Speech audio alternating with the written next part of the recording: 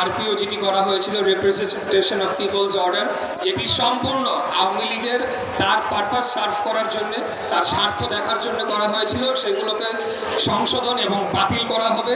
এবং আগামী দিনে নির্বাচন কমিশন যাতে পুরোপুরি নিরপেক্ষ এবং দক্ষ ব্যক্তিদের দ্বারা পরিচালিত হয়, দক্ষ ব্যক্তিরাই নিয়োগপ্রাপ্ত হয়, তারা যাতে কোনো দল কারামি না করে, তারা যাতে কোনো দলের পক্ষে কাজ না করে, সেই সংস্কার আনা হবে।